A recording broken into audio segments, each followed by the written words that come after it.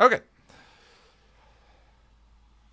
Hello, everyone. You are watching the patron hangout discussion for What are we watching, Sarah? Blood ties. Blood ties. Um, that Boris, I disagree, but if you could please use the YouTube chat going forward because that pops up right over people's faces. Thank you.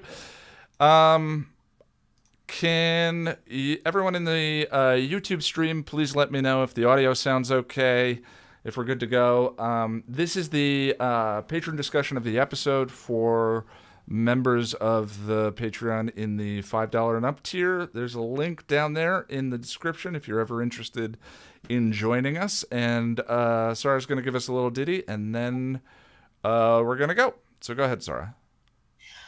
Okay, folks. So there's a couple of things to keep in mind. The first is that this is a fully spoiled conversation. Everybody, as long as everybody in the Patreon discussion has seen all of the two shows, then the discussion will be fully spoiled. So yeah. Second thing, we ask everyone to be polite and respectful. So don't be rude about anyone in the conversation or anyone in the chat. Also, no thirsting except Jack, because he consents and we love giving him attention.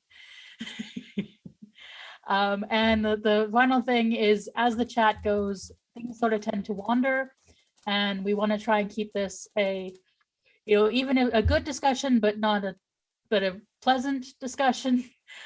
So Jack and I may from now and then tell you to change the subject, get off a something, not trauma dump, that sort of thing. So just listen to us, would be appreciated. Thanks. Sweet. And just I realize that the rule of it's a challenge. The show talks about difficult things. We're aware that it talks about difficult things, and we kind of feel like if someone is joining the video stream for untouched, they kind of know what they're getting into, and so in that YouTube chat, that's kind of we understand it's sort of fair game, whatever. But if you're joining the conversation about blood ties, bloodline, the episode that we're talking about today, you joined this and maybe didn't want to talk about Happy Anniversary and the more unseemly, disgusting aspects of that episode. So, it's a challenging show, but because the discussions are labeled, people might have a tendency to feel less triggered or ambushed by the particular discussion that they wander into, and that's the reason for that rule. So it's very ambiguous, and there's no concrete way for us to explain where that line is, but I trust Jack and Sarah, so please just kind of listen, and we appreciate your patience. I believe the caboose the last time was Sir Jack. Jack. Wait. Oh, Hi. I'm futzing around with the interface. Here we go. Wait. Oh, Jack, I lost you. Uh, Is everything okay? Replace pin. There we go. Yeah. You're muted. Yay! As though the streams weren't tough enough, now we have new software. Yay, Jack. Welcome to Passion of the Nerd, everybody. And here, let's see if we can make this a little bit more pleasant for everyone in the YouTube stream. There we go. Jack, hi, how you doing? I'm okay, Ian. How are you? Tell me about Bloodline Money. bloodline money. Yeah. Bloodline Money is, I said it at the rewatch, but I feel like it's a good episode and lots of stuff happens, lots of important stuff happens, but I kind of feel like nothing happens too, because it's very exposition-y, plotty, but there's no, like, Buffy doesn't fight anyone, except for Glory at the end, kind of. Yeah, I don't know, Ian. It's a good episode, but Yeah. It's It's a definitely pure arc. I mean, it's yeah. pure arc. Yeah. And I think season 4 is kind of, other than the last 3 or 4 episodes of the season 4 is kind of where we saw the emergence of their willingness to go pure Hmm. arc and not Hmm. have a one-off. Yeah. And I think I kind of appreciate it. Hmm. It sounds like I'm criticizing the episode, and I don't mean to because I'm not really. I think it's fine. I do enjoy it. It just feels a little different for Buffy, kind of. But it brings up an interesting question about is it right or wrong to not tell both Dawn and the Scoobies that Dawn is the key. I can sort of see both sides of that argument. Um, one could argue, as Buffy says, that if the gang are going to be risking their lives, then they have a right to know. But then again, the more people then know, the more people that could be potentially tortured for sad information or whatever. Well, the thing that I'm surprised by is how shockingly bad the team is at keeping a secret. Yeah, You know, I yeah. realize it's a little mind blowing, but if you can't Mhm. keep it under your hat, don't come over to the house. You Right. know? Yeah, that bit's a little. I get that it's played for laughs, but it's so they're so bad at it that it's unbelievable. You know what I mean? Yeah. It's just yeah. And now that I'm thinking about it, I feel like Dawn should have known from the beginning, I think. I don't What? know. That she was the key? Oh, that they should have Yeah, told her. yeah, Yeah. before anyone else. Like in a way, she should have been the first to know. But I mean, it's heavy shit for teenagers we saw, So I don't know. It's a tricky one that I see both sides of, I think. Um, sorry, I've got notes on a Yeah, yeah, tablet all good, here. bud. I'm trying to. There we go. Oh, it's interesting. Dylan says in the chat, I really enjoyed this episode as an allegory for adoption. What an interesting reading Oh, for Dawn there as discovering oh, she's the key is sort of yeah, a parable for that. yeah. Because there are lots of even real life stories of that being hidden from a child and then Yeah. finding out and it being really tough. I get that. I love how Dawn knows that everyone is acting weird. And that makes me think a little bit about the thing that kind of bothers me about her place in the show. No, bother isn't the right word, but it's like I've said before how it bugs me that there's this huge focus on, oh no, protect Dawn from seeing horrible stuff that might upset her. She's the Slayer's sister. Like, come on. And Yeah. and she's only marginally younger than they all were at the beginning of the show anyway. But I just feel like she would be able to handle a lot of the stuff that they think that she can't handle. And Well, so like I think that Buffy's I think that sort of hyper protective reading of what mhm, Buffy's doing works in season 6, but I think that here it's a guise for keeping her safe, like yeah, keeping the key safe specifically, right, not right. not specific. I think that you're true. If Dawn were actually Dawn, Mhm, I mean Dawn is Dawn, but you know what I yeah, mean. Like yeah, if yeah. she had been a character from the beginning of the show and so forth, I think that's true. But Buffy is putting on that she's real. Right, right, You know. yeah. It's just because, like, we see in that scene where she's like, "Why is everyone acting weird with me?" Like, she's clearly not an idiot, and she isn't naive. Like, she's smart enough to know what's going on around her. So I don't know. I just feel like I don't know. The treatment of Dawn is just weird, and it kind of I don't know. It just kind of bugs me, I guess. Um, but also love the way that Dawn finds out the information that she is the key. I love how See, the lazy way to do it would be she overhears someone say it directly. That's the lazy way of doing it, and I just like that they didn't go that route. Well, you mean know, having it's her really go on the interesting. quest with Spike? Exactly. Yeah. Like she finds the information herself rather than hearing it because someone was an idiot and spoke Yeah, differently. they that is true. I mean, she's sort of spurned on by. They are the worst at keeping a secret. I mean, it's not just this. The end of the last episode, them sitting in the kitchen with no doors, having a discussion Yeah. of, or no, it was at the end of Triangle, having a discussion of what Dawn is when she's upstairs. To me, is nutty. Yeah. There's that the repetition of that one. I didn't like it in Dead Man's Party when they used that trope of Buffy hearing just enough of Joyce saying, "In some ways, having her back is almost worse." You know, in order to trigger the final conflict of the episode. And I just hate that person in the wrong place at the right time at the right place at the wrong time, or whatever you want to call it. Just drive.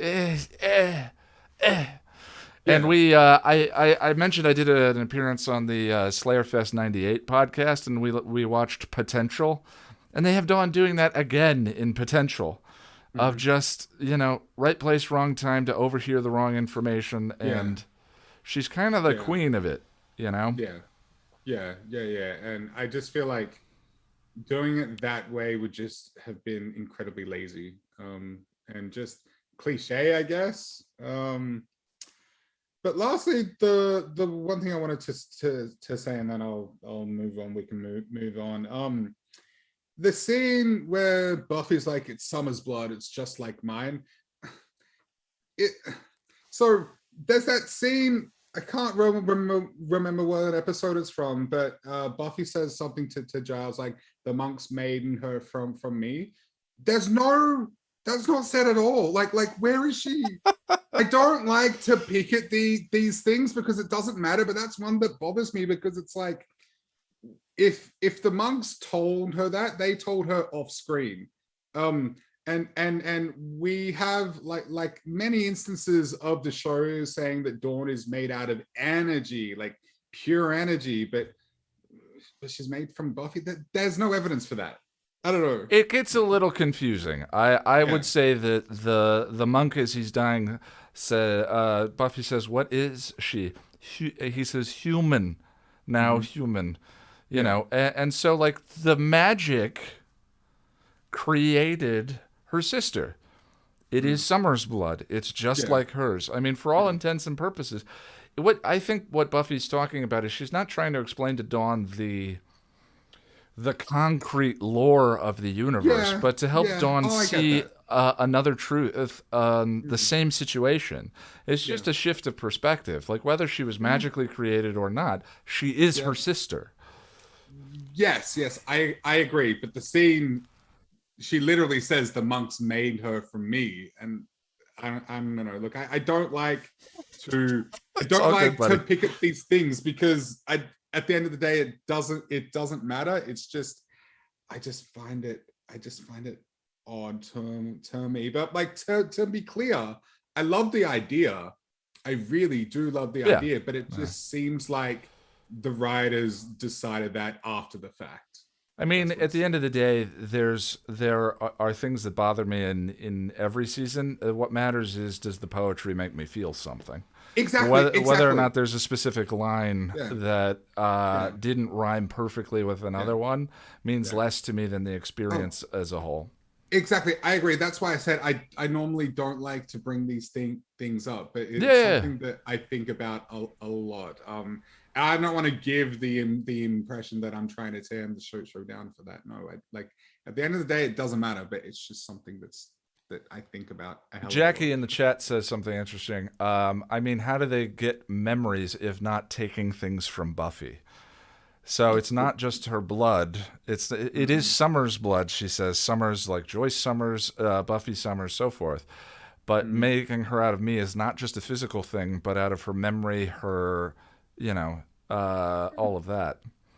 So I don't know. I mean, But I mean, everybody remembers Dawn though. Everybody. So True. But her being her sister. I mean, again, I'm saying there's a headcanon there if you want to reach for it. If you need it, there's one there if you want to reach for it. Yeah, I don't want to nitpick. It's just an interesting thing to think about. But yeah, that's me done. Thanks. Cheers. All right, bud. I'm gonna go over to Emily. Emily, there's kind of a weird phenomena, I think, with these sorts of things.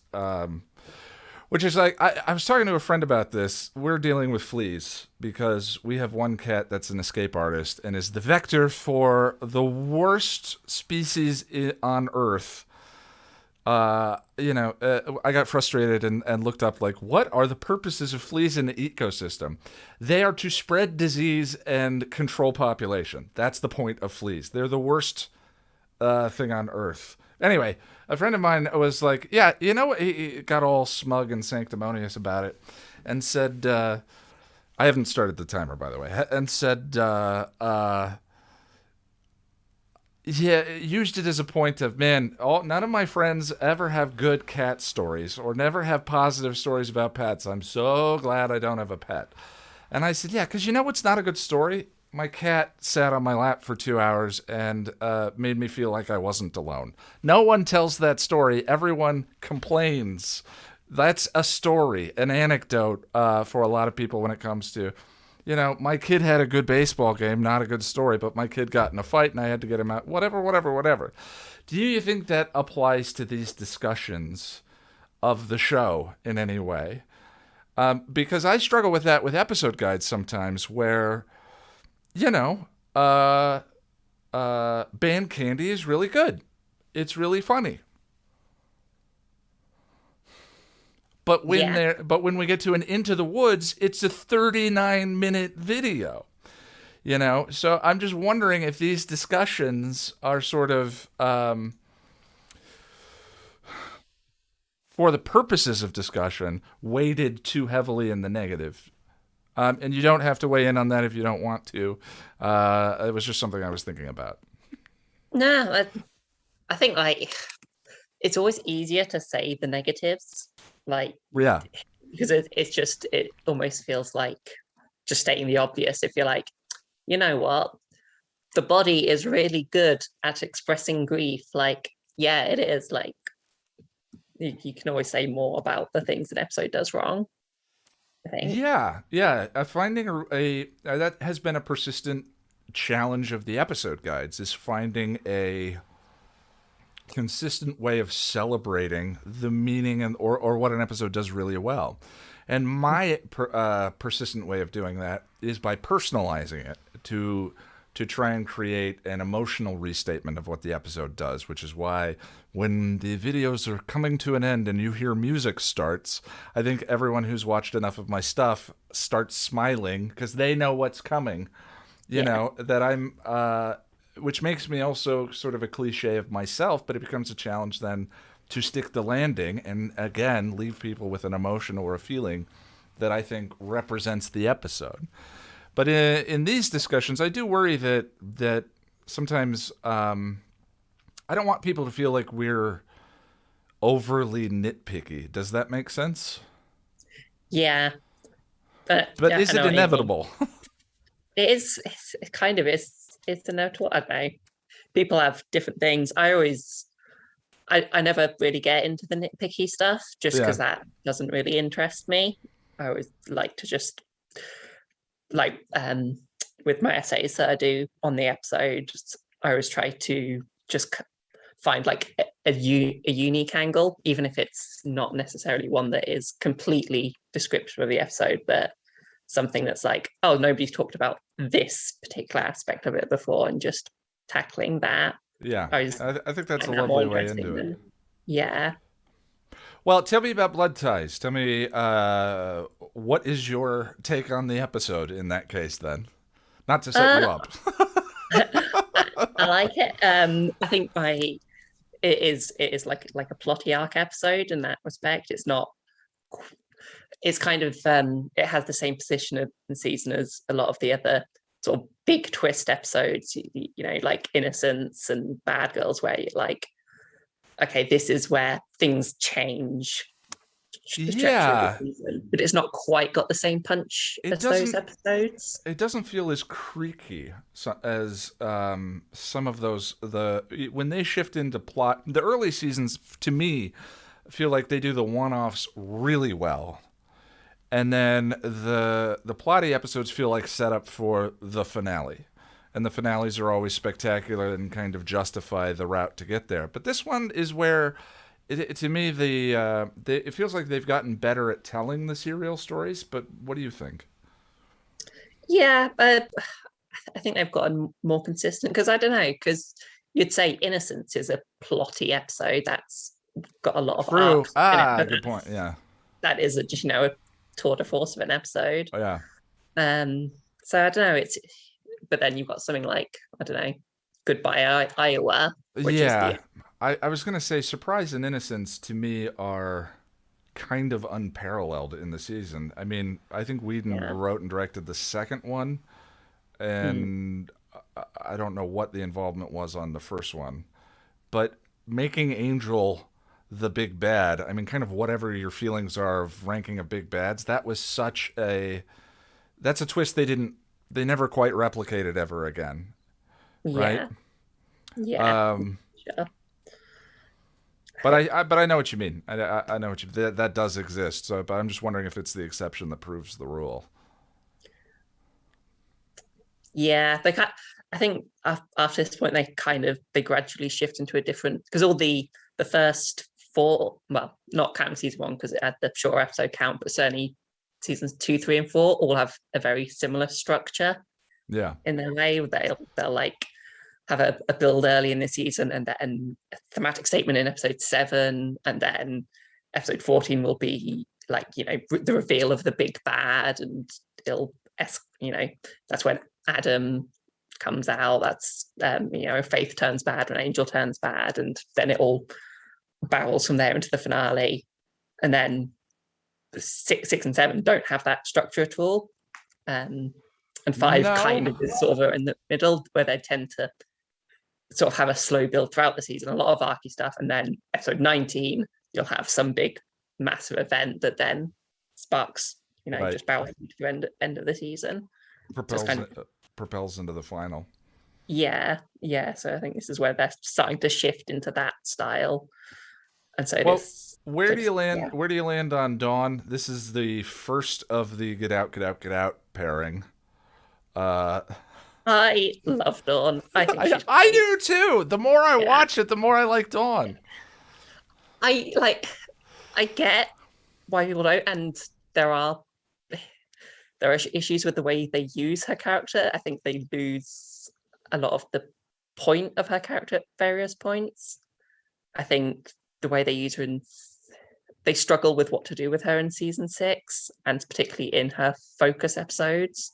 I think All the Way and Older and Far Away are is that the Locked in the House one? Yeah. Those are 2 of the weaker episodes, in my opinion, and they don't serve Dawn particularly well. Well, they kind of moved her past just being a conflict vending machine in the same way that Joyce is. There are very few episodes where I feel like Joyce gets to be fully realized as a character. But starting with Real Me, Dawn already has enough of, and her, boy, Michelle Trachtenberg, I think, does a wonderful job in this scene when she's comes out with a knife and just says, "What am I? I'm not the key. I'm not a key. What am I? Is this my blood?" I get choked up watching that. I think Dawn's a much more well-realized character. But they sometimes do the conflict vending machines thing again. And maybe that's the Older and Far Away problem, is it feels a little Xander and Once More with Feeling. I didn't know what would happen. I just thought there would be songs and dances. Okay, Xander is now responsible for the death of someone.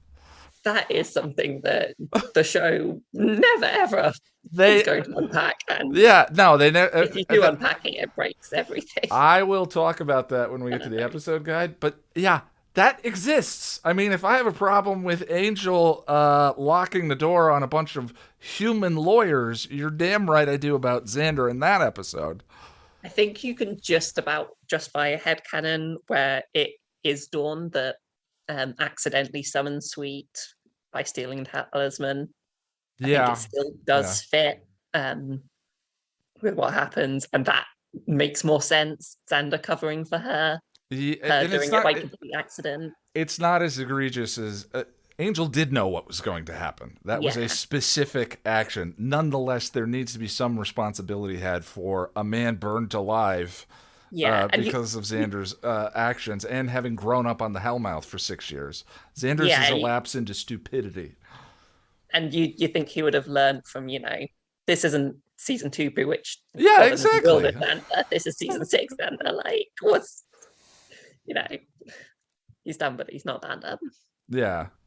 I mean, it's cute, and maybe within the Once More with Feeling has some of the Zeppo to it in that it's a total departure in perspective, and so within the musical structure, that sort of comedy just sort of exists. We just watched Pirates of Penzance yesterday, which was a fever dream, if ever there was one.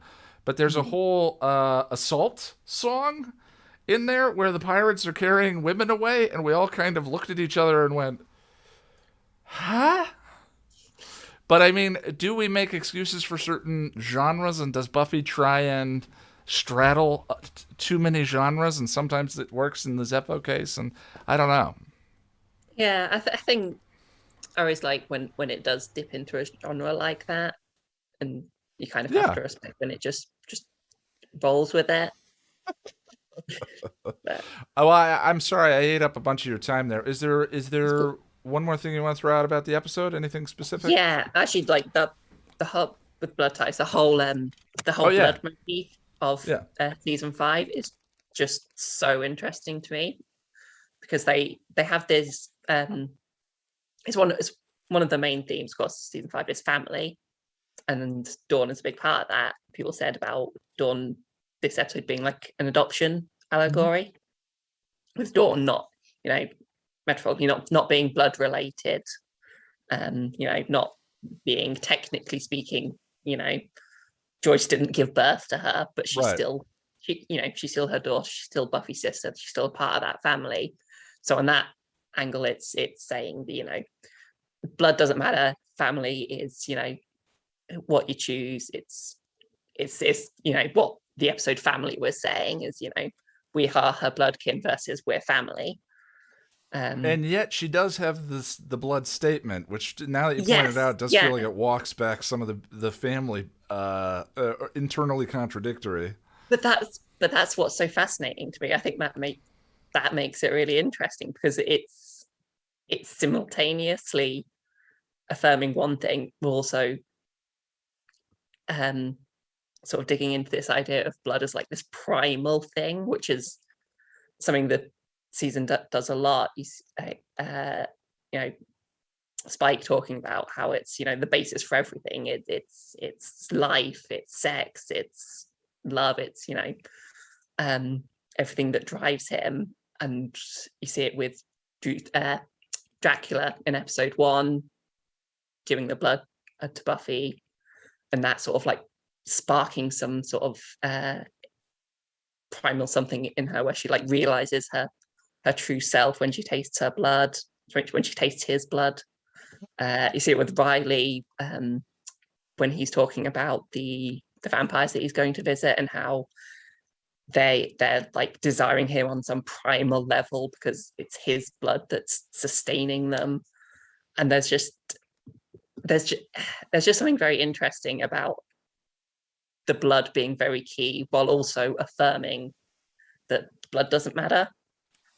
Yeah, I think in that scene, as the more I thought about it, the more I was thinking that I mean, for 14-year-old, 16-year-old. I can never remember how old Dawn is supposed to be. 14 in season 5. Yeah. For a 14-year-old and sort of understanding relations, I think Buffy can be seen as speaking to, no, we are blood related. We are blood related. But that there's still a distinction between blood relatives and chosen family, and she's doing both in that scene. Yeah. She's both saying that the blood matters, it's my blood, and that she's choosing her by and telling Dawn that is her choice, is her because it could have gone a number of other ways.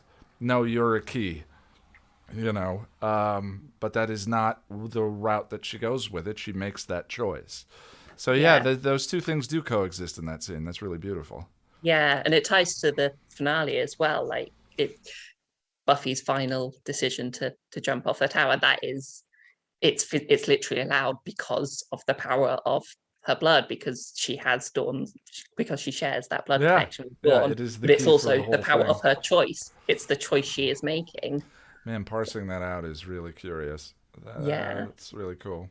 All right, I do need to move on. I appreciate your time. Yes. And I just want to say I'm going to go to Tom next, but I just wanted to say to everyone,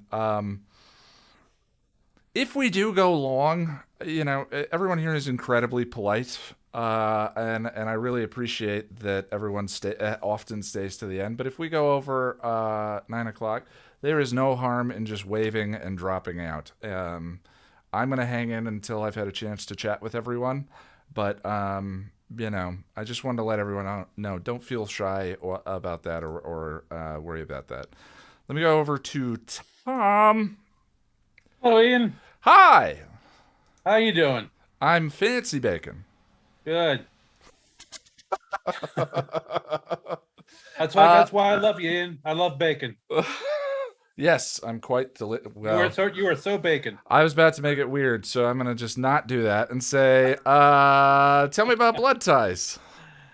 I was trying to remember what it was like when I first saw this episode. Were you listening? You were listening to that in the reaction when I brought that up with Jack? Yeah, because the revelation that Ben and Glory shared something. I don't know what. There's some connection between the two, I think, but whatever. But that was like, wow. Nobody saw it coming. It was, it was like, wow, okay. And that's one of those revelations that doesn't really age well, because it's so. Yeah, I hadn't connected that to modern times, but I think they do an okay job at staying away from it being gender commentary for the most part. Yeah, I never thought of it gender commentary. Just it's just the fact that they shared they shared an existence. Yeah, they were two different people in the same, occupying the same physical space. Yeah, it was pretty surreal the first time through, for sure. The thing that I was thinking about was I'm working on the Checkpoint episode guide, and I think on rewatches the Glory revelations at this point in the season become like, but the idea the first time through the series of Glory being a god.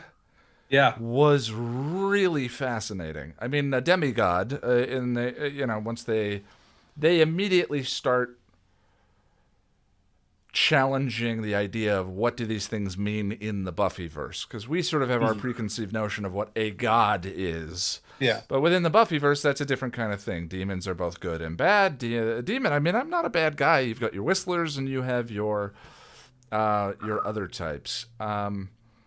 And even a vampire can eventually make a choice to go and get their soul. So there are, like, absolutes are sort of, even though I made the argument that the show has a philosophical absolute, within the lore, that is often challenged for the purposes of the fiction.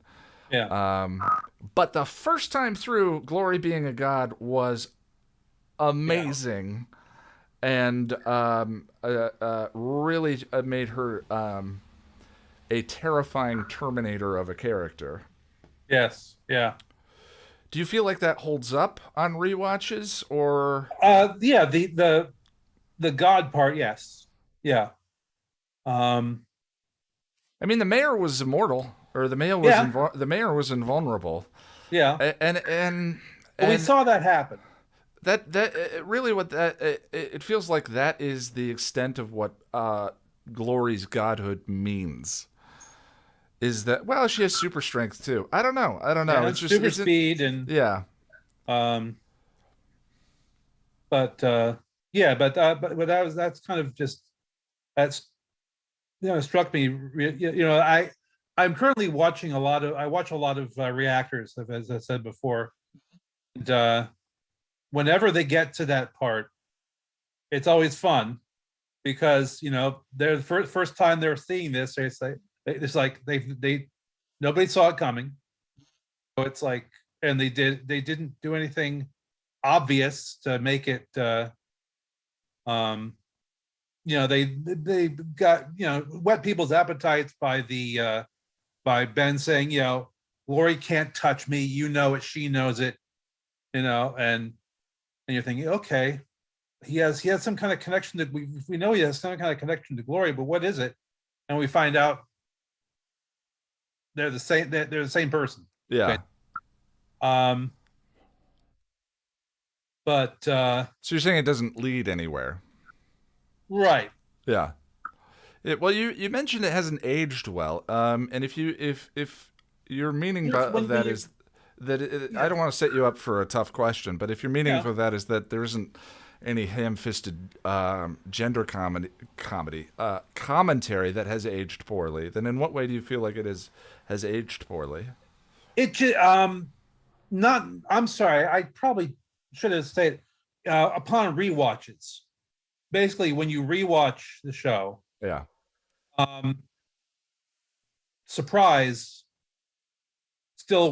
surprise innocence still hits home for sure. Even though you know exactly what's happening, what's going to happen. Passion still hits, even though you know exactly what's going to happen. But just that revelation, I've seen it a dozen times or so, and after the first time, oh yeah, I know. Yeah. Yeah, I think it's a case where the symbol kind of led the fiction a little bit. Yeah. And I think we've talked about it before. One of my biggest, I really like season 5. I think it's probably,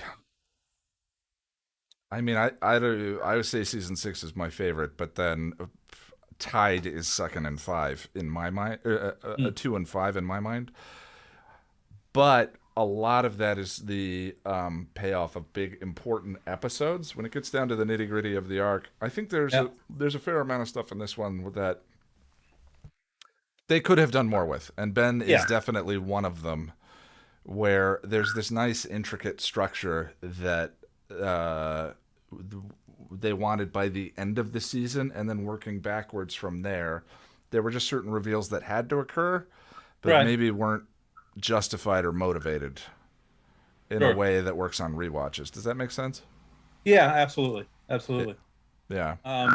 One of the things I was reminded of though today on the rewatch, not because of anything in the show in particular, but whenever I'm watching a reactor watch season 5, up until they explain Dawn, everybody in the chats is always saying, "What, you don't remember that scene in where Dawn and Dawn was had to get away from Angelus or all these different scenes in people are creating from the earlier seasons that where Dawn appeared to try to make the reactors think they've missed something, that they don't miss something." And the thing is, it kind of works, even if only for a second. It kind of works. And that's the fun part about that. Yeah, I think my Buffy versus Dracula video ends with a Dawn will finally get some character development Yes. in that season, which I was going to carry on a bit until I saw, I think it was Real Me is 3 or 4 episodes in, and I went, I don't think I can carry this joke on this long. Right. And Real Me is about the mystery of her. Yes. So, that's a fun one. I really enjoy that. And I was also thinking the monks accomplished something that because I was also thinking I'm also watching some 5th season Angel, and I realized that Vale the Warlock, who worked on the spell to keep Connor rewrite his history, I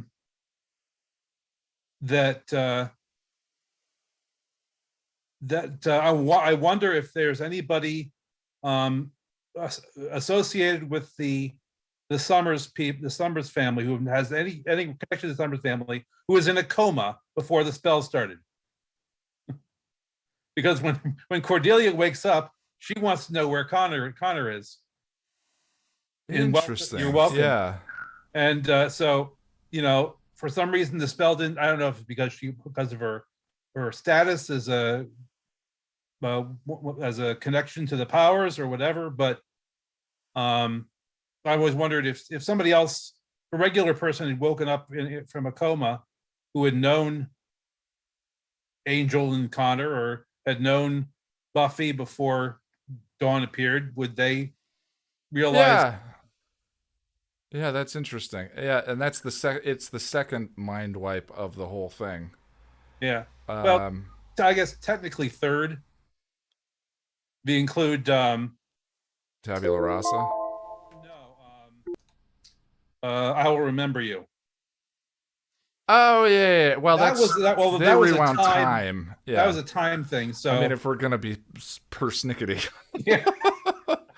But yeah, it's really the second time. Yeah. Well, I do need to move on. Absolutely. Is there one more thing you want to throw out with the episode? No, we're good. Thanks. All right, my friend. Let me go to Sarah. Hey. Hi. Wait.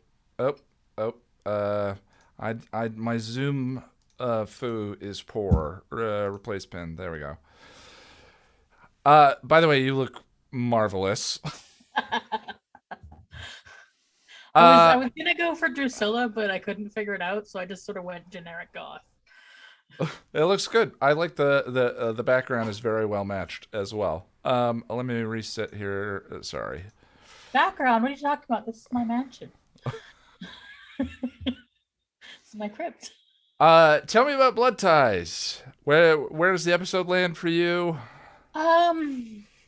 How do you feel about this one? We've talked about the blood stuff. We've talked about these discussions and sort of them being perceived as nitpicky in that it's tough to celebrate in a way other than I like this.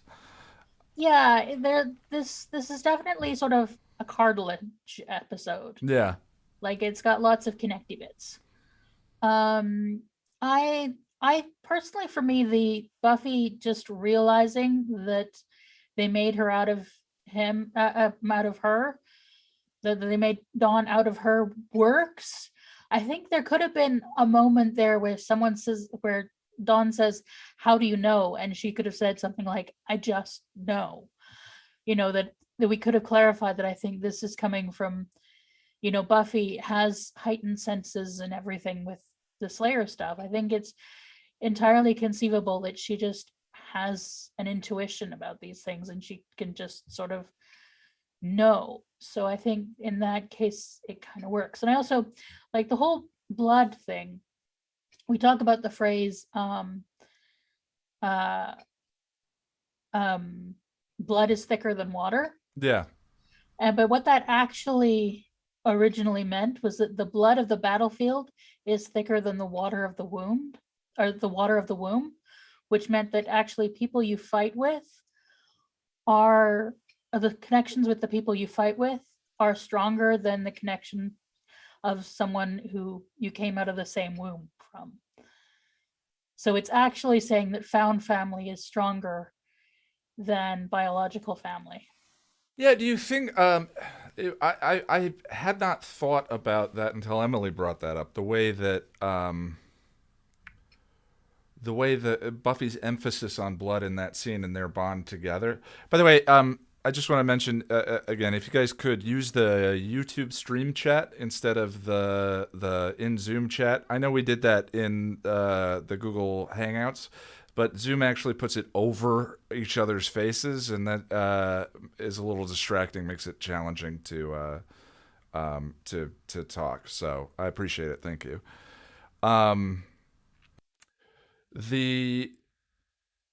Do you think that the emphasis on blood in any way undermines the message in family? Are they dissonant? Are they both true? I mean, where do you land on that?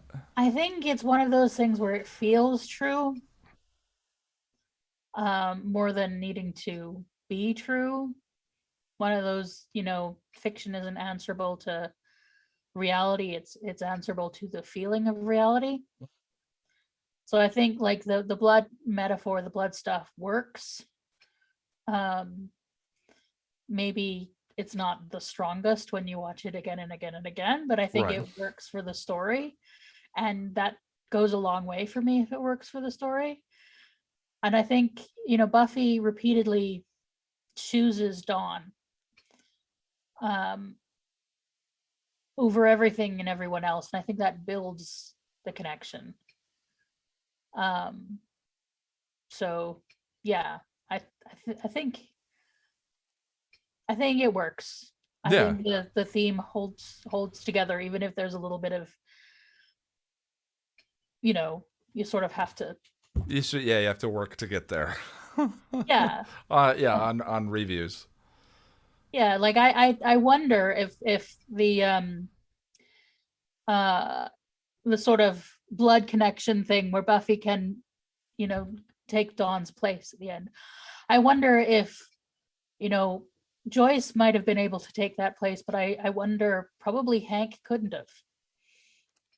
Even though they have a biological connection, they don't have the, I think there was more than the biological connection at play. I think there is the choosing one another continuously. Yeah. That builds that thing that makes it.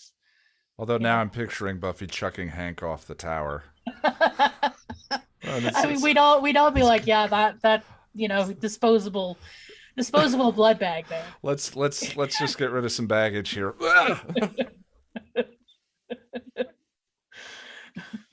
Thematically, of course, that does not work. No. But it's still pretty funny. That reminded me of that edit that Jack did earlier in the season of "Can you ever forgive me?" Cutting to Angel throwing the pillow over Wes's face, which made me laugh and laugh. Jack, we should put that in an episode guide, by the way. Sorry, Sarah. What else do you have on this one? Well, I love. I think that it makes sense for them to loop Willow in, and of course they can't loop Willow in without looping Xander and I love her, power leap where she gets rid of and just where I don't know, like that's one of the parts we don't have figured out yet. I think from a writing perspective, that's kind of just such a fun thing. It's like, how do we end this? Magic. Okay, magic. It also feels I love when they kind of, in a weird way that feels universe building. I don't know how or why, but the idea of the sky over Sunnydale and Glory falling out of it is it's a very set-driven show. There's not a lot of on-location stuff. It's incredibly set-driven. And so to go out there, I think I wish that the show did that more often. It's like a Men's on the Hill. The on-location stuff or the universe around Sunnydale to me is, and not on a set, is really great. Now that I spent so much time on Restless and how all those sets are built and tied together, in my head it's sort of, eaten away at the edges of the universe a little bit. So when they do that again, I really enjoy it. Yeah, I agree. And I feel for Dawn in her whole crisis of who am I, and even though it's brought about with a lot of somewhat artificial architecture of idiots talking in rooms without doors. Yeah. But I have a thought on the whole on Spike, being acting not evil. Okay. I wonder if the monks had some influence on him as well. The Spike remembers Dawn. Well, not because he remembers her, but because he protects her. Mm-hmm. He has a protective instinct of her. Right. Well, and if she's made out of Buffy, I don't know. Say more about that. I don't know what's there. But it says she is the first. Even in season 4, he doesn't kill people, but he doesn't actually protect anyone. No. But in season 5, we see him beginning to protect Dawn. Well, and this is the development of the Crush season, right? Yeah. But I wonder if, if I was designing the spell, and I was trying to make the people who are powerful around this key, I would be like, okay, we're going to instill a protective instinct in anyone around her who could be potentially protective of her. And I wonder if that had, an influence on Spike. Yeah, I think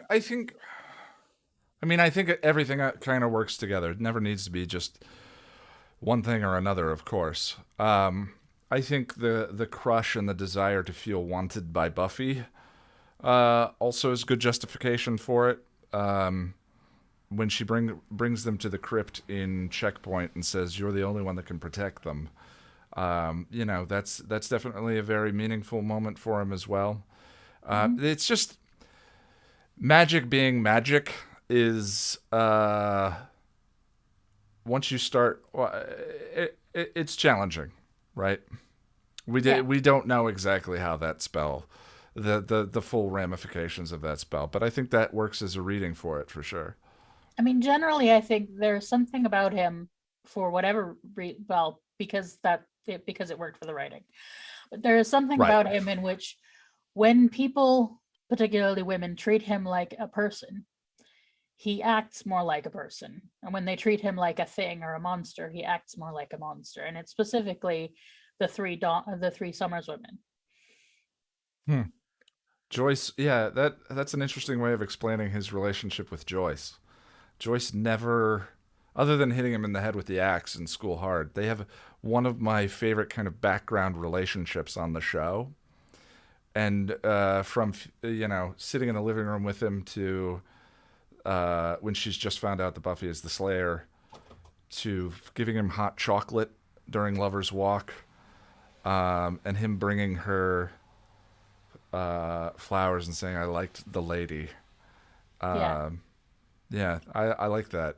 He does sort of find the level of the people that he's with. Yeah, she always treats him as a person. Yeah. And he always responds as a person. And the same with Dawn. She treats him as a person, and he treats her as a person. Yeah. Yeah. Whereas, well, none of the others give him that. I do need to move on. Is there anything else you want to throw out about the episode? Everybody's costumes look great. Thank you. All right, my friend, I appreciate it. Let me go over to Jen. Jen. Hey, Ian. Hi. I actually have 2 things to talk about for this episode. Hit me. The first is as an older sister, Dawn actually, Buffy and Dawn make complete sense, and even Dawn's reaction makes sense. Yeah, I mean, you're talking about her reaction to finding out that she's the key. Yeah, Dawn. Dawn snooping around and always listening in. Right. Buffy was probably taught her whole life, she's your little sister, you have to protect her, which because there is an age gap there. So that would have been instilled to her. And then once Buffy became the Slayer, I'm sure Dawn found out about it the same way she finds out about everything else, listening in at a wall. Yeah, I agree with you. I was a teenage boy, and I was a nosy snoop that didn't really understand privacy that well with my family members when I was 13, 14 years old. So I think there's some believability to the snoop aspect of it.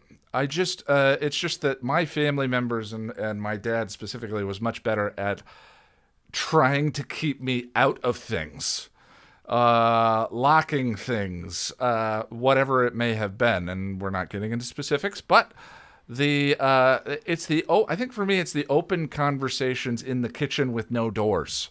Remember, we're dealing with a person who had Joyce and her father as parents, and Buffy was taking off in the middle of the night and coming home with blood on her shirt.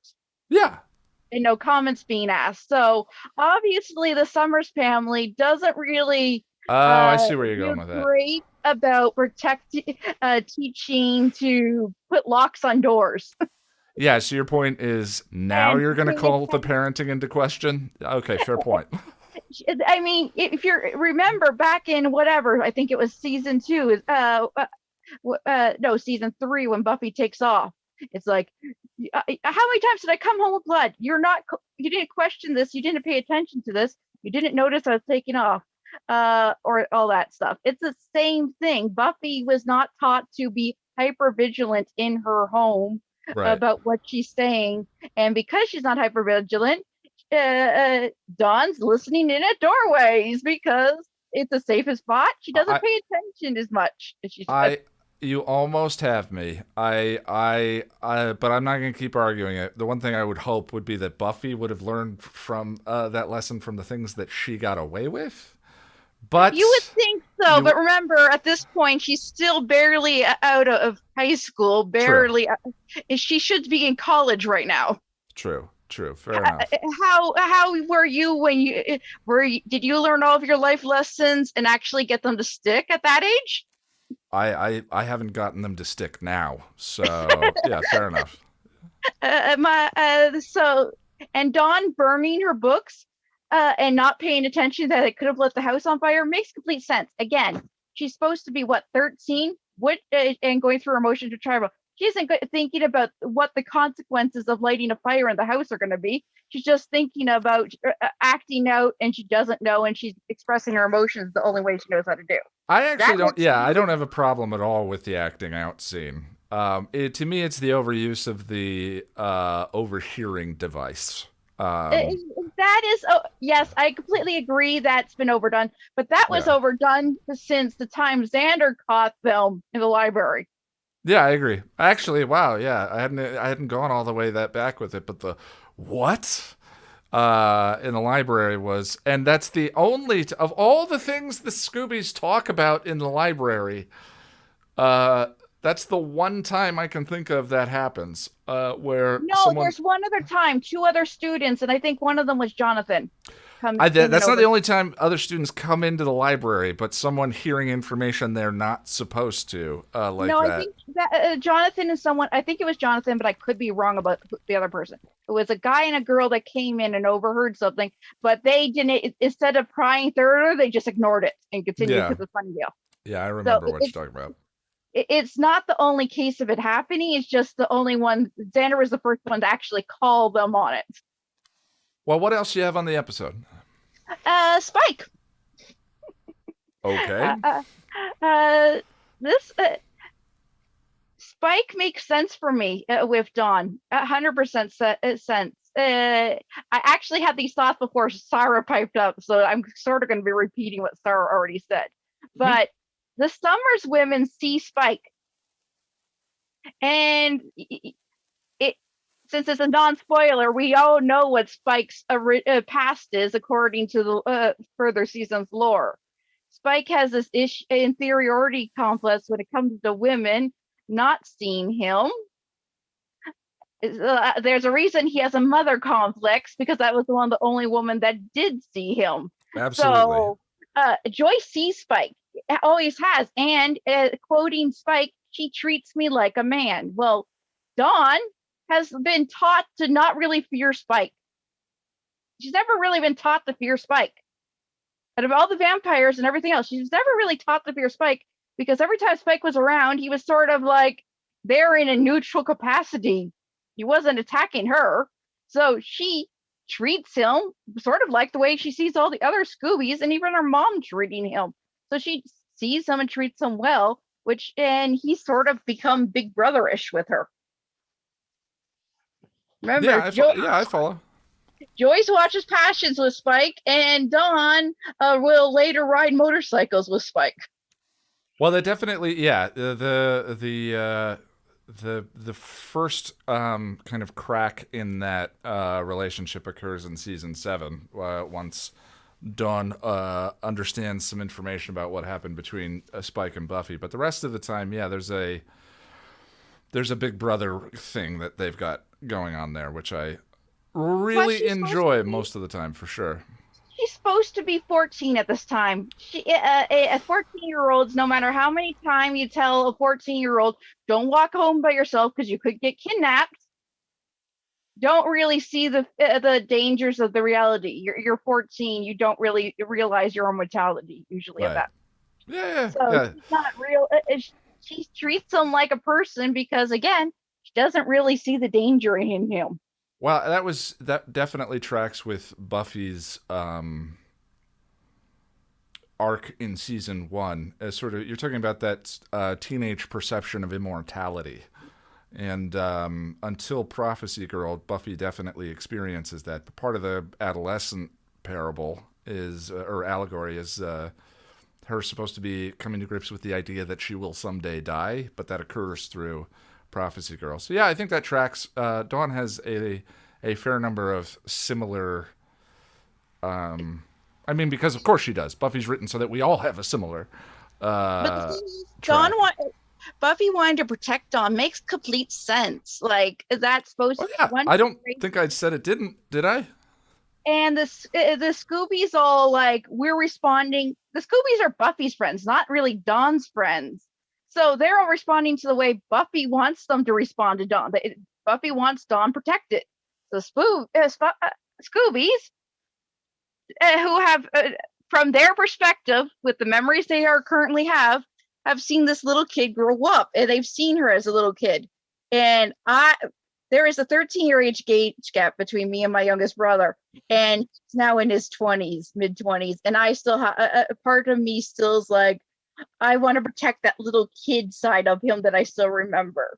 So I completely understand why Dawn is feeling like I don't want to be protected, and everyone else is being like, we need to put her in a corner. Ignoring the hypocrisy of trying to put her in a corner. The fact is, emotions aren't logical, so they're being hypocrites, but it's completely driven by emotions and things. I see. Yeah, you're responding to the observation that Jack brought up earlier about them being sort of overprotective, and you would think that she has been here, done that, and been kind of prepped. I think I agree. I think also it just has a certain practicality in this season where Glory exists to be protective, but certainly there's emotional justification that you're describing. Sure.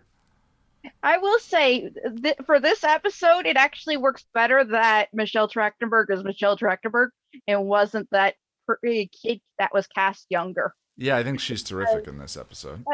Because imagine, it'd be hard to have that I am too young. stop treating me like a little kid if she actually looked like a little kid. Yeah, that's a good point. The also, she would be the only age-appropriate actor in the series, which would introduce some sort of paradox in my head. By that I mean an actor who was the age of the character that they were playing, and I think Charisma was in her late 20s for the first season of Buffy. So Sarah was actually only a couple years off from where she should be for this. Actually, not that too much older than she should be for the role. Yeah, interesting. But no, I like this episode. It's a lot of fun. But this episode's a perfect example of why you keep saying, I would love watching these characters in episode hanging out in the DMV. Well, this is your DMV episode. Yeah, season 7 has many DMV episodes, and I think sometimes that thing that I said is challenged, but for the most part holds up. And yeah, I think as a connective tissue episode without any major developments, it definitely fits that you're describing. But I appreciate your time, Jen. I do need to move on. Let me go over to Kyle. And actually, let me go to Henry. Henry, I don't recognize the name. I'll go Henry and then Kyle. Sorry.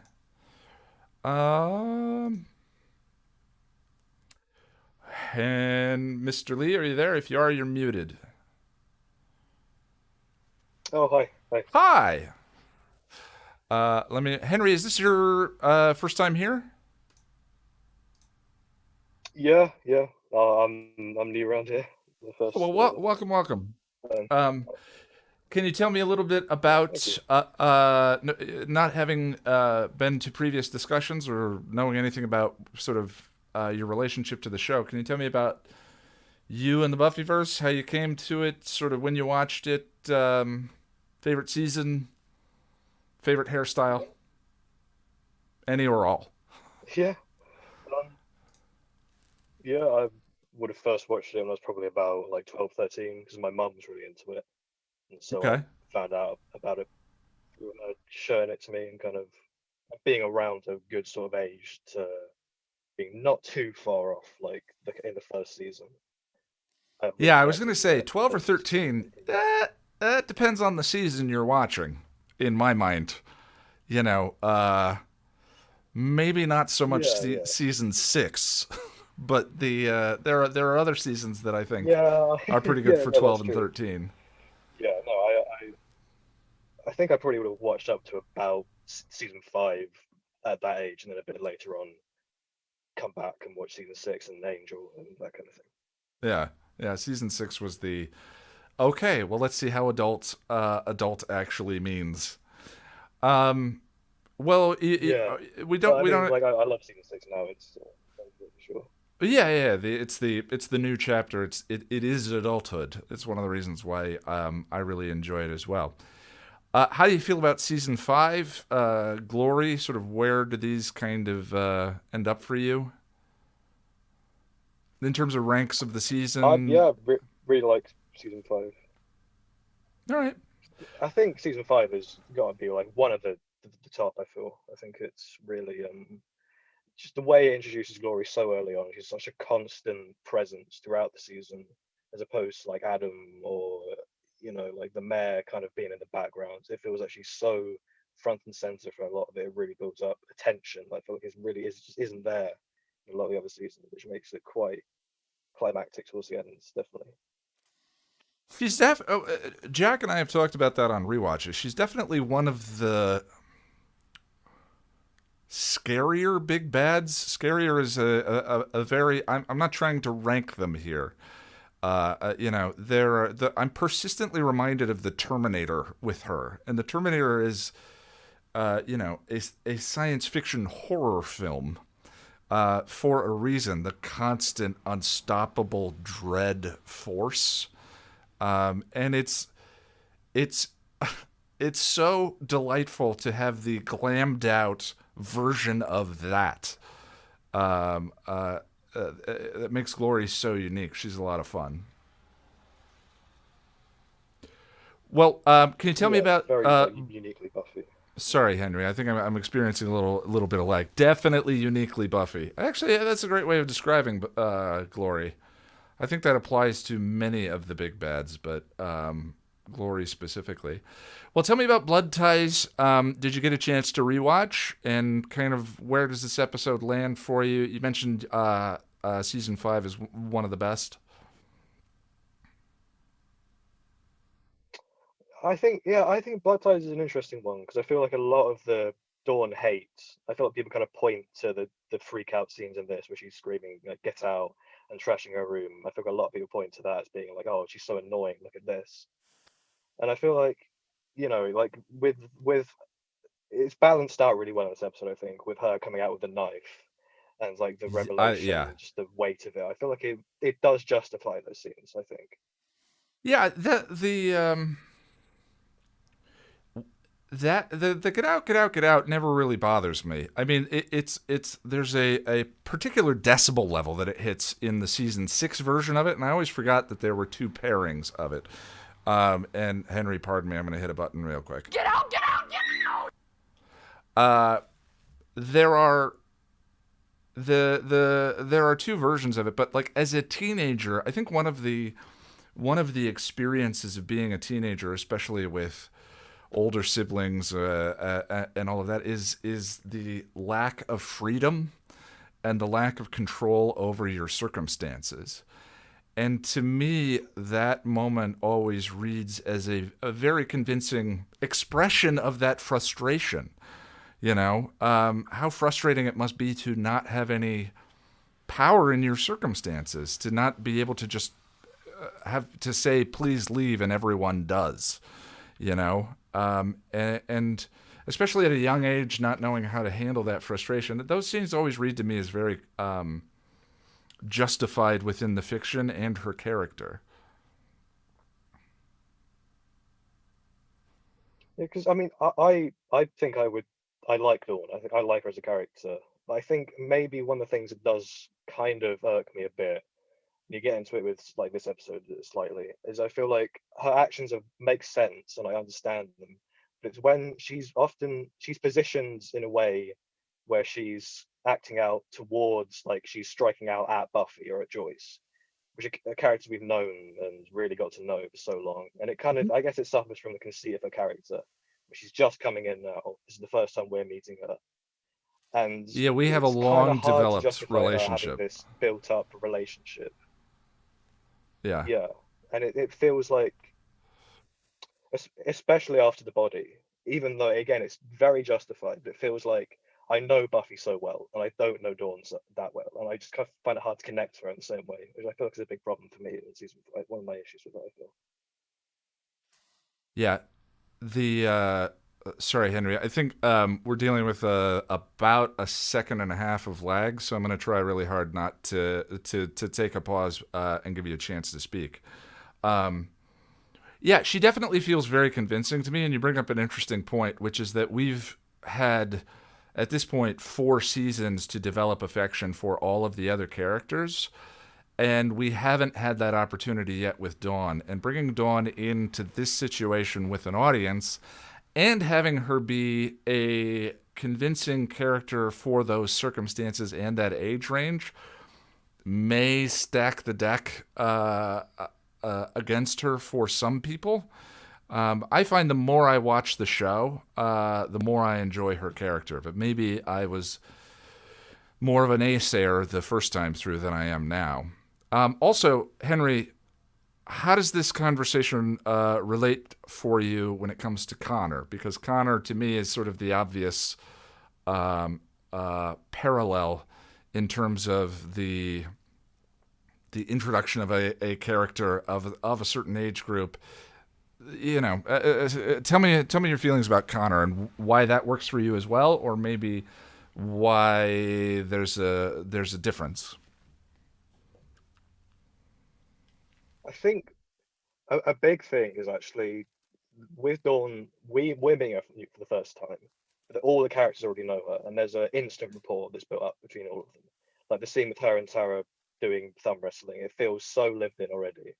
And Connor he comes back in and he's so new and kind of this strange outside force that we don't know at all. And his introduction is being kind of like an antagonist in a way, with him kind of coming back and being deluded by Holtz.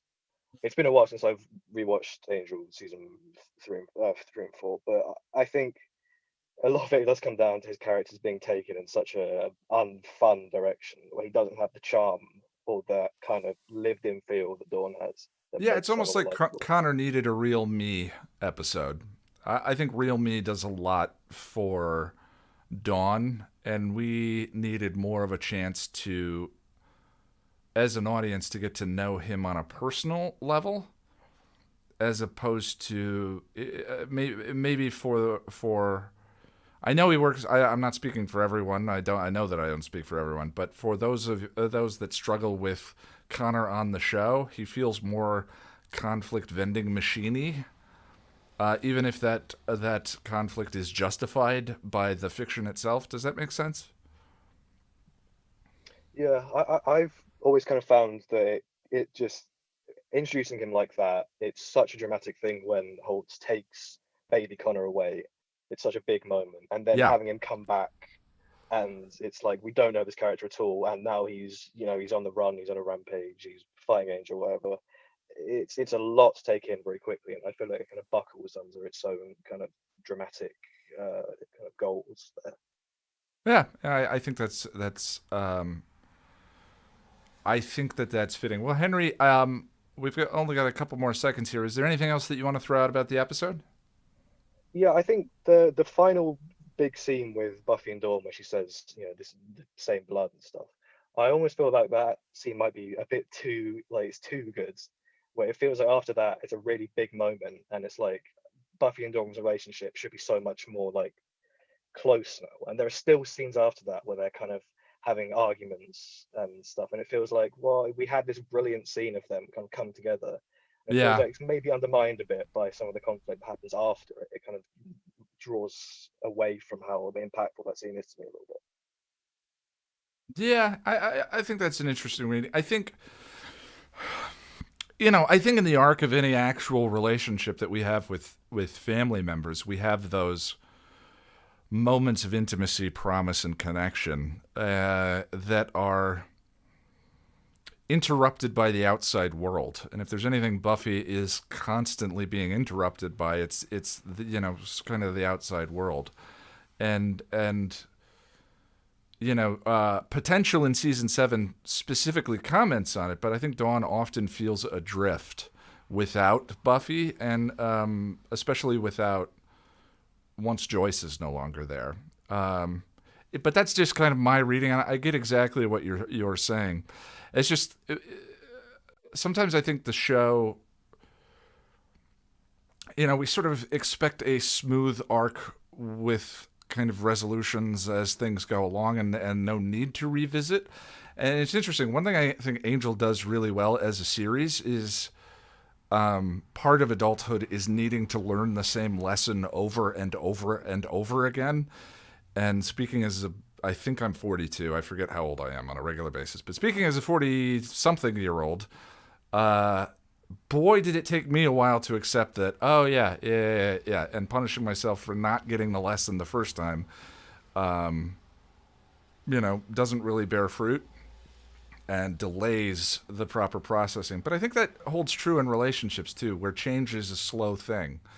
And maybe there's acknowledgement from Buffy in this scene that Dawn needed this, and she does it extremely well. And then season 6, there's a regression again, and you have the stealing subplot, and then Buffy comes out of the grave, and it happens again. But then the potentials show up, so you always have that tide coming in, tide going out with their relationship, of Buffy's relationship with her versus her responsibilities as the Slayer.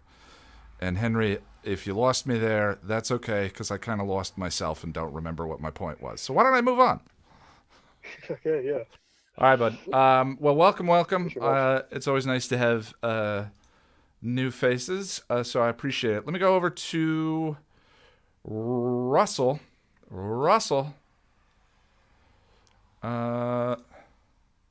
Russell, if you're there, you are muted. You gotta unmute yourself, but let me know.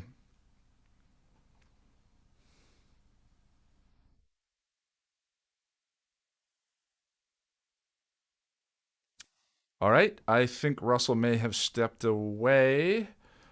Let me go to... Oh, I was going to go to Kyle, I think. I'm sorry. Kyle, are you there? It's all good. Yeah, I'm here. Sorry, bud. Forgot about the order. And then we'll try Russell again. We'll go to Boris. Yeah, so with this episode, it's not really an episode that I remember. Like, I remember scenes from it, but if you told me blood ties, I don't really remember what happens in that episode. But I skimmed through it before this and I found out like what happened. And there's like a lot of there's a few like really key scenes, but the rest of the episode is kind of forgettable in my opinion. There's like the Dawn scene, like after she finds out, when she finds out, and then the Buffy Summers blood thing. Okay. But apart from that, I feel like it's pretty just like the connective tissue between those points. I don't necessarily remember at all. But yeah, fair enough.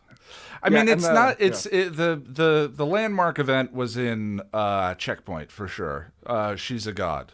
The big landmark event here is Dawn finding things out, and kind of everything else is built around dealing with her sense of betrayal and that not being told that, and then kind of the where do I fit, what does this mean sort of thing. Yeah.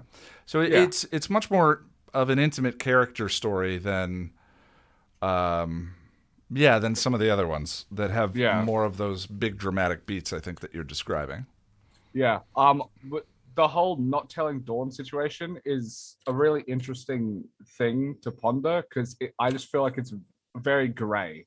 What made it a bit more clear was the adoption allegory. Then I was like, oh, okay, now I have more of a concrete understanding of like how I feel about this situation. But I really like the gray sort of things when it comes to these shows and stuff. But the adoption allegory for me is an interesting way to look at it.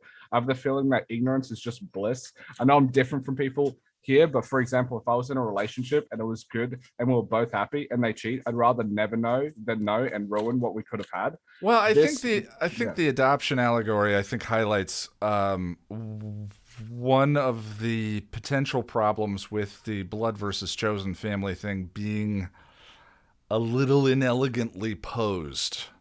I think family has a clear statement about the value of chosen family, and I think the re-emphasis on blood in this scene needs to be grappled with. It's not clear on how those two things fit together. And then once you bring in the idea of the orphan allegory, it's like, right, but then Buffy deeply re-emphasizes blood as opposed to chosen, the importance of blood as opposed to chosen family and love, and which I think would be a painful painful thing to watch as an orphan. So I think the some of these layers step on their own toes a little bit. Is my concern. It's decently conflicting, but like if I take just the adoption angle, that it made me realize that like I feel like there's a more likelihood that Dawn finds out, or if you're adopted, you find out that you're adopted. So it's probably better that you tell the kid when they're like at a certain age. I don't know what age that is, but like tell them beforehand than them finding it out on their own. And like with Dawn finding out that she was a key on her own and sort of like in the allegory adopted on her own seems like not the right move. But yeah, that was like my takeaway from it. Yeah. Like they should. Yeah. I mean, I'm gonna see in the episode, guys, if I can parse it out for myself, and if anyone else feels conflicted in the watching, hopefully it can help. But at the moment, I don't have it. I mean, this is part of the problem is we've now passed the episodes that I do a critical rewatch of. Yeah. That I have done a critical rewatch of, and the critical rewatch is dramatically different than personal rewatch, watching it for entertainment, at least for me. So some of these are questions that I don't have an answer to personally that works for me. Yeah. Bless you. That wasn't a sneeze, but it's all good. When it comes to you spoke about the dawning on the negative in all of the reviews, and that was a pun that was intended. But with being and like the discussions being more weighted towards the negative, and it just reminded me of one of the quotes in one of the episodes in the Becoming episode guide, where you were afraid that the videos were just going to become 20 minutes long of you gushing over the lines that you just really enjoyed. So like I feel like it is kind of like there was like a maybe I'm wrong, but like a shift there that like it's just gone a bit more negative and more critical than You're talking about in the videos lately. Yeah, in the videos lately, due to like, because I remember like probably before Becoming, it was like gushing over good lines and a bit more, and then you like noticed that, and then it kind of went into a more critical role. I don't know if that was like subconscious, conscious, or if that is even is like a astute observation at all, but like that was like something that came to my mind. Well, I think there's two things come to mind. First of all, it's where we are in both of these seasons, and the other thing too is how long it takes me to get a video up. So because there is, because I started season 5 quite a long time ago, I think that there is a perception of seeing a trend in the perspective of my commentary shifting, which really is more due to kind of where we are in the season. I mean, with the Dreary Trilogy, Listening to Fear, Into the Woods, Shadow, I deeply dislike those 3 episodes in a personal way. But I think I would hope that in watching them, people got a sense of me at least trying to spend some time highlighting what was good about them. One of the reasons why I lean away from highlighting everyone's favorite line is because there are too many of them in an episode to highlight, especially if it's a Jane Espenson line. And inevitably, that leads to a raft of comments from people saying, "Oh, you forgot this line," and being inundated by 500 comments in a day or two. It's. I'm not here to complain about the YouTuber aspect of things, but it's a different kind of thing. Yeah. And so my focus has just sort of refined to what is my take on this episode and what is the evidence for that and all of that. Does that make sense? Yeah, that makes sense. You could also view it from a cynical aspect of like, as much as those are annoying comments, they are boosting you in the algorithm. So like you could, like if you did go the whole gushing over lines, and even if you did forget them, it would just boost you in the algorithm because everyone's commenting the lines that you missed. Well, if I was worried about the algorithm, Kyle, I wouldn't be talking about Buffy. Yeah, that I mean, I'd be doing more contemporary stuff, My focus has always been, I want my passion for the show to show through, and I love it when people are left with a perspective on an episode that maybe they didn't have, or they get to when an episode grows in feeling to them compared to how they felt about it before. Yeah. I would say that definitely has been the case with me, because I started watching the guides when I was like 13, 14. So like going up with that, like I had, like when I watched Lie to Me for the first time, like I had none of like the philosophical thing. I was just watching it as an episode because Buffy is kind of cool and it had some funny bits. Right. And that was like when I was watching it as a kid. And then the Lie to Me episode guy kind of gave me like, oh, this is like the philosophical framework that this show is running under. And then like it gave me a deeper appreciation of like what like little tidbits within other episodes that like call back to that and stuff like that. So like I think that you definitely have given like an alternative perspective. Well, I appreciate it. I think the reviews feel skewed negative currently because we are dealing with some episodes that I really just don't love talking about. Yeah. And as much as I don't like writing a negative review, I also feel like I don't want to pull any punches because I would rather we disagree, but both share and celebrate the show than for me to kind of soften things up to the point where I'm agreeable. Does that make sense? Yeah, I agree. Granted, I'm in the same boat. I didn't like those 3 episodes. I think out of the 3, I think this is where we might differ. I actually liked Into the Woods the most because it felt the most like a Buffy episode. I think it's the most entertaining of the 3. It's just the ending that I struggle with. Yeah. Anyway, I think that might be. All right, bud. Well, I appreciate it. Let me go over to Russell. Russell, sir. Okay, am I here? You are here, but are you here? I hope I'm here. All right. Hi. The Zoom is still kind of new to me, but yeah, me too. Me too. I'm doing all right. My bacon is a little hot. No wig today. No, the wig didn't make it in the move to New York. Oh. Yeah, but my bacon doesn't breathe, so it's a little warm in here. Fans. Yeah. Well, yeah. I want everyone listening to have a good experience. Well, tell me about the episode, Russell. Blood ties. You know, this is nitpicking, okay? So forgive sure. it. But when I watch, say, Angelus commit a murder or something, or Evil Spike back in the day, I write it off as like, these are monsters, they're committing crimes. But when it's human committing an act against themselves or others, it feels more real. When Dawn cuts her arm, that scene freaks me out. I can't put that. Pretty shocking. Yeah. It's more shocking than Angelus killing the Romanian gal, because I know I can fictionalize it, but I can see somebody. Yeah, I mean, they're it's sort of they're creatures, the Aesop's fables kind of thing.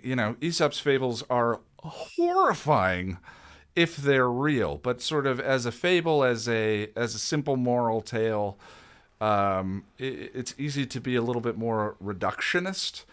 Dismissive, yeah. Dismissive, right. And Buffy so often just kind of wafts through genres, and one of the ones that it ends up on is especially with episodes like The Body, but I think that moment with Dawn and the knife also is in that realm of grounded, shocking reality. I think the show gets itself into trouble at times by, we talked about Xander being responsible in some way for the death of a human being that burned to death, which we all kind of ignore because it takes place during a musical, and it's fun.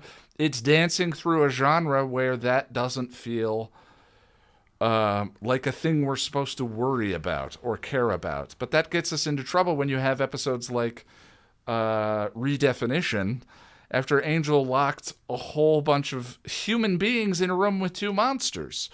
Why do I feel the need to highlight that Angel did that and there should be consequences and that matters, and yet Xander was responsible for summoning Sweet to Sunnydale, and a man burned to death as a result of it.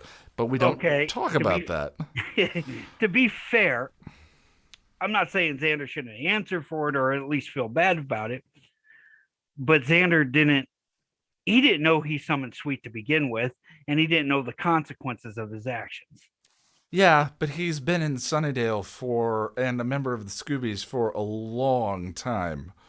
It's a lapse into stupid. It's Xander's lapse into stupid. But I still think that doesn't, we don't talk about those things, Yeah. And I think the reason why that is because the shows move through, are so genre bending. so often. But when they go real, like that, I mean, Michelle Trachtenberg's performance in that scene with the knife, I think is gripping. She does such a wonderful job there. And it's creepy. I'm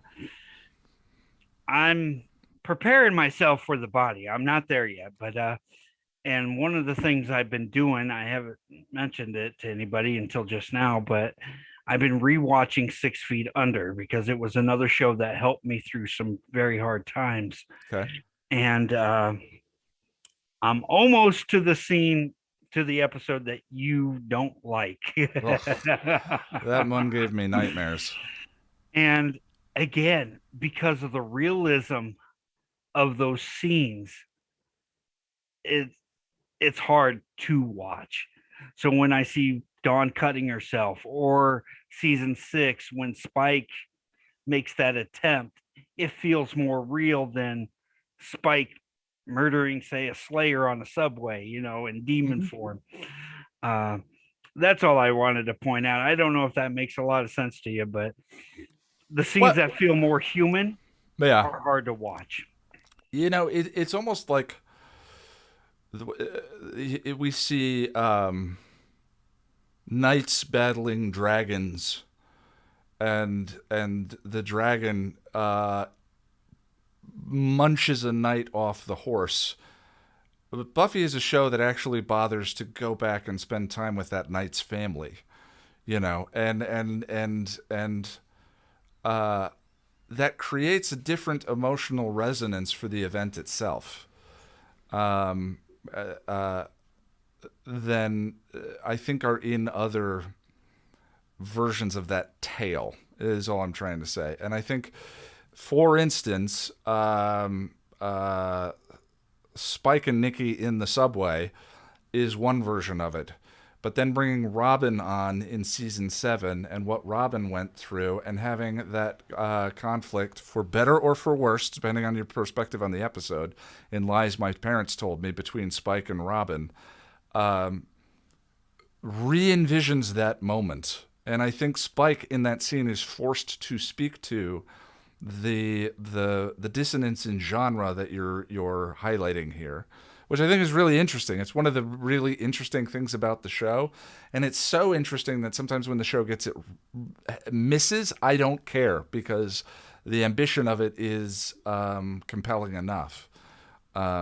Anyway, sorry, Russell. I said I wasn't going to talk as much as I was the last time. You're good, buddy. A lot of what I wanted to talk about, Tom hit on. Okay. And he hit on it pretty good. For example, my first time watching this, there was a lot of reveal in this episode, with Ben being Glory, Dawn finding out she's the key. But on rewatches, it's not as impactful as, say, Surprise and Innocence. I mean, I know what's going to happen to Surprise and Innocence, and it still gets me every single time. I'm right there with him. Yeah. Well, there's not necessarily... There's a truth revealed in the moment, but it doesn't alter the circumstances of the characters in quite the way. It's just that they understand their circumstances more clearly. The Surprise Innocence change alters the circumstances of all the characters involved. It's a game changer. Revealing what Glory is, while spectacular, especially on the first time through, and a lot of fun. Each successive time through this, it didn't change the circumstances that Buffy was already in. It just made them clear to her what she was dealing with. And I think that is kind of responsible for the difference in the two reactions. The season 2, there's grief a-coming. There's some pain, some sadness, some agony a-coming. And we know that. But simply by virtue of Glory being a god, it's almost as though the season would have played out the way it would have played out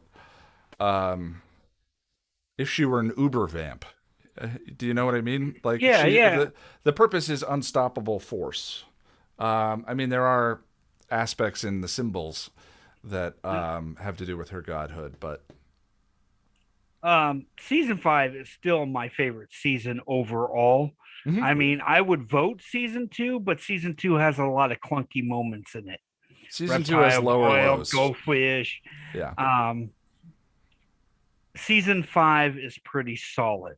If I were to have to choose big bads, I would go with Angelus, but season 5 is still my favorite. And I don't know if telling the group was necessary. I have a different take on that. I think it puts them in unnecessary risk. And given their odd behavior after they found out, just put Dawn in more odd risk, if that makes sense. I kind of agree with you. I think especially in lieu of what happens to Spike in an episode or two from now, and the torture sequence, that could have been any one of the Scoobies as well. She created multiple vectors to get to Dawn by doing that. Then again, once Glory understood that the connection, she may have just tortured all of the Scoobies anyway. So maybe it didn't save them any pain. I don't know. No, but there wouldn't have been any reveal. I mean, I think it would have kept the secret a lot safer. And Spike. But should Dawn have known? That's a hard question. Yeah. And that's where really the adoption is, idea is interesting. Is like, at what age do you let them, a child know? I don't know. I've never been a parent. I don't know the intricacies of that relationship. As a parent and as a family member, you would want to argue that she had the right to know. From a strategic point of view, sure. You might want to argue it was better to keep her safe from knowing, but then you run the risk of her finding out on her own anyway, which could lead to its own complications. Yeah, I think at that moment, like strategically, as long as she didn't know, her reactions were more predictable for Buffy from the standpoint of keeping her safe. You know, the history that they had together, imaginary or otherwise, dictated a certain expected set of reactions for a time. And then inevitably she kind of finds out. Well, Russell, I do need to move on. Is there anything else you want to throw out about the episode? No, I was going to talk about Spike a little bit, but I'm going to wait till Crush. All right, bud. Yeah, Crush is a good one. By the way, I saw you mention how Connor comes up in these conversations about Dawn.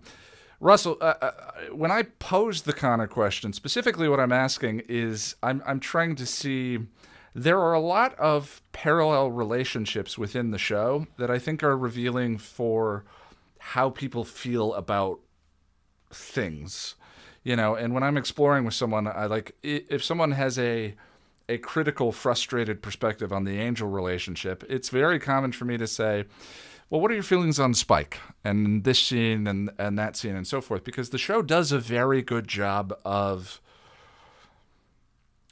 creating biases one way or another. Where if you hate Spike, well, he'd never murdered her teacher and, this, that, and the other thing. So my interest is not to specifically to highlight, to say one is better than the other, but to kind of get at, I think because there are so many interesting parallels within the series, it's a useful way of turning the prism of perspective a little bit on whatever we're talking about. Does that make sense?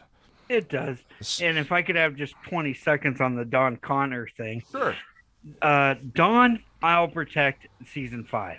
Her reaction is totally normal. I mean, what kid wouldn't act like that? Yeah. In her mindset, she's 14 years old. Yeah. But at the same time, I feel like Connor gets a lot of hate. It's not unjustified. He does a lot of really repulsive things. But given his mindset and what he's been through, in a fictional show, I still understand it. Sure. If that makes sense. This is not a context where this is not a context where I want to throw Connor under any particular bus. So I have my arguments, but I 100% get where you're coming from. Does that make sense? That's all I got for you. Thank you, Ian. All right, bud. I just accidentally minimized the meeting. Do we only have Boris left? Yes. All right, let me go over to Boris. And I accidentally minimized the... there we go. I'm going to reset. Hey, bud, take us home. How you doing? No, I'm doing okay. So yeah, I guess in regards to this episode, yeah, like, so you were talking earlier about like serialization, how the season's more serialized. But I think in some ways, this episode suffers from certain things, or like the serialization, they're still wanting a status quo. And I think that this episode kind of suffers because of that, because like, you know, at the end of the, you know, with the checkpoint, you know, we were making a big deal, like, we got to get out of the house, you know, Gloria and stuff. And then like, now they're just back in the house, and like, granted, they mentioned the party thing is a little sus, but like, it's still like, it seems like they just come back to the house and they're fine with that. So that's annoying. Well, and Glory knows where they are. Yeah, too. Yeah, and then like, I kind of have issues with the whole, like, how the Dawn thing, the whole Dawn arc is in like a bubble in this episode, because like, they kind of need to wrap it up to a point where like, she's more stable now. And like, you know, she's not as like, Buzz Lightyearing and all the thing, where he's like, you know, oh, it's all a lie. And oh, I see. Yeah. The traumatic spin out. Yeah, like I like, especially if we're gonna bring like self-harm into this, like, I feel like wrapping it all in like one episode maybe isn't necessarily the best approach.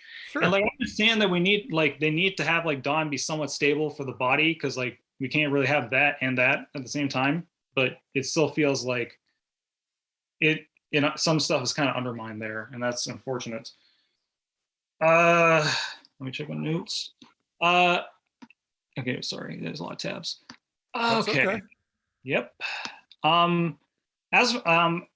Generally I'm fine with Dawn's like mood in the episode, just because, like, you know, it's a big shock and stuff.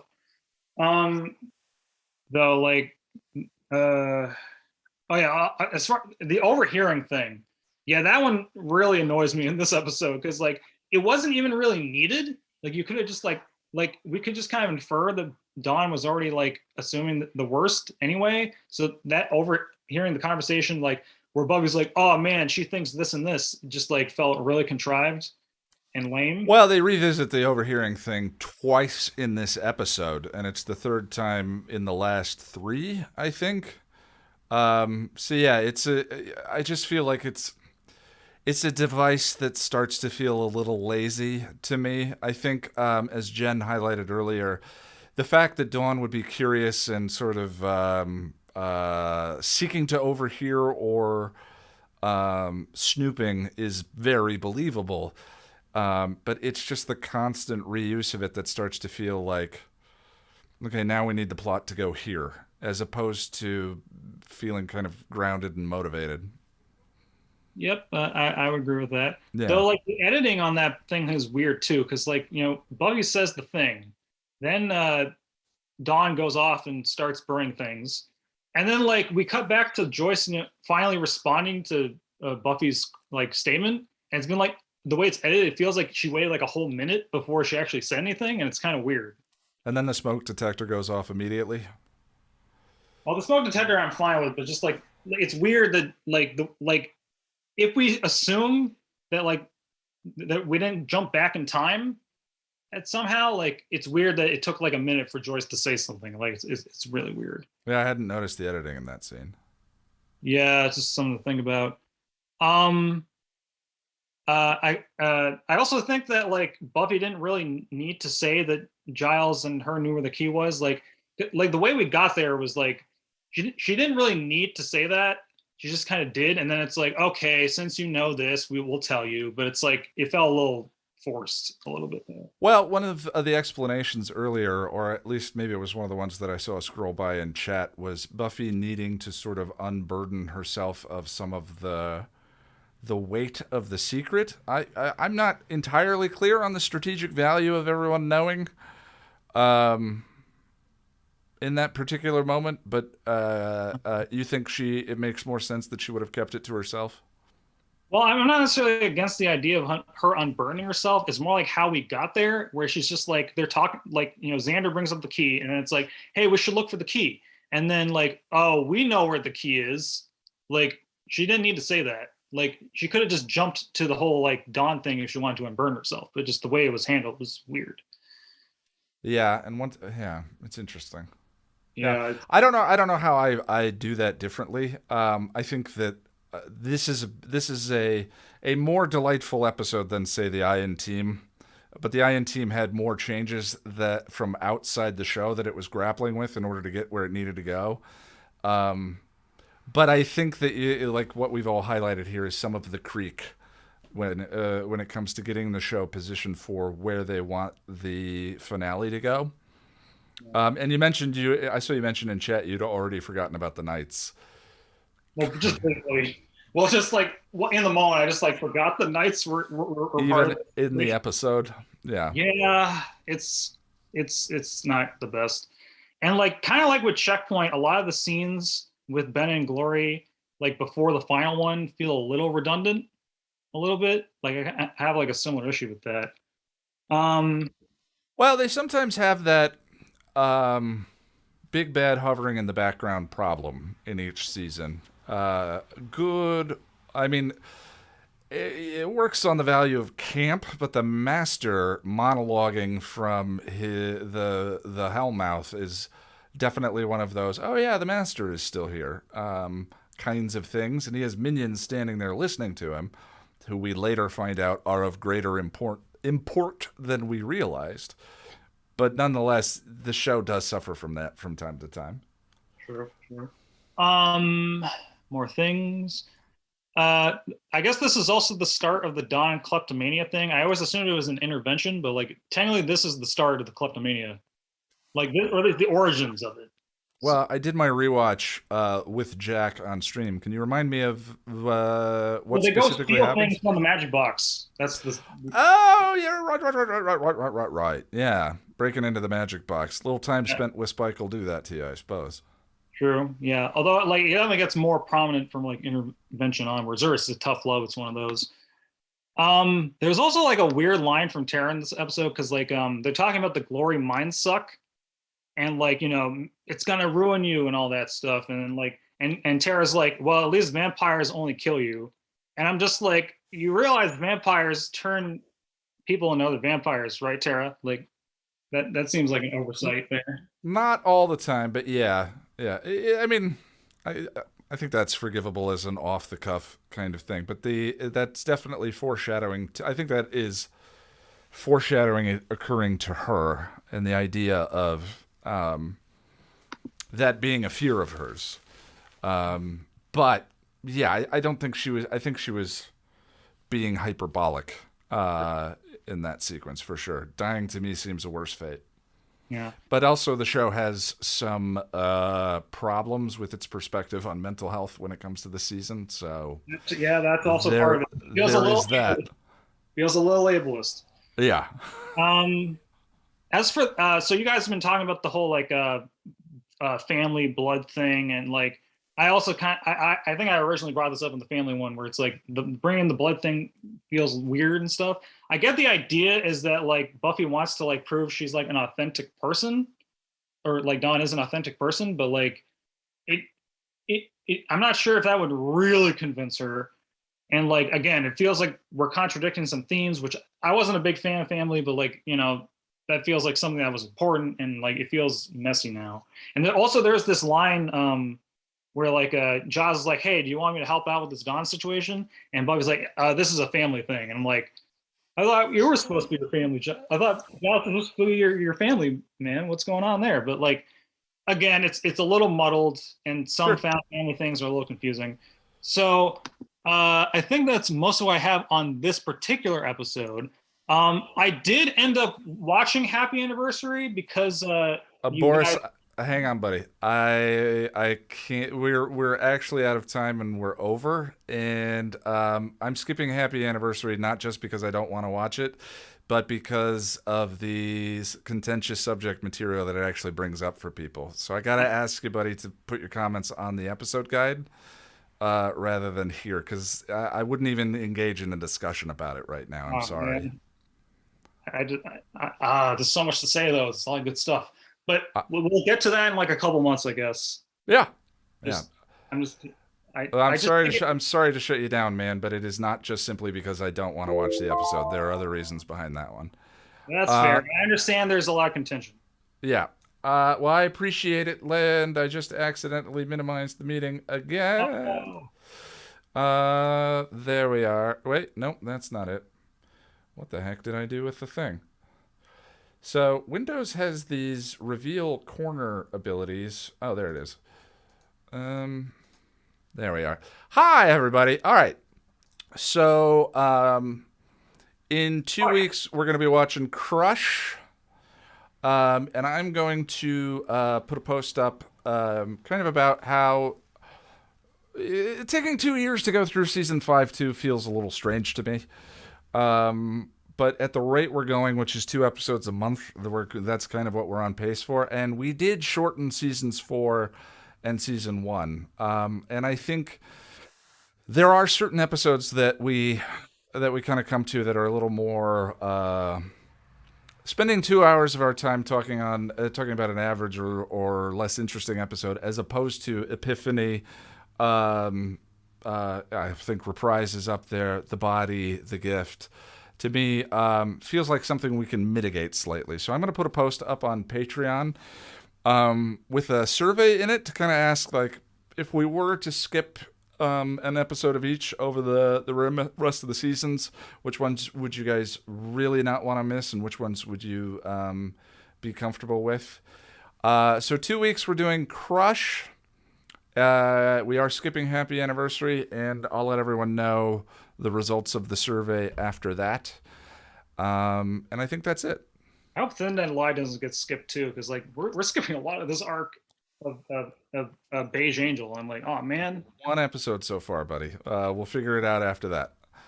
All right. Thank you, everyone. Thank you, everyone in the stream. I appreciate it.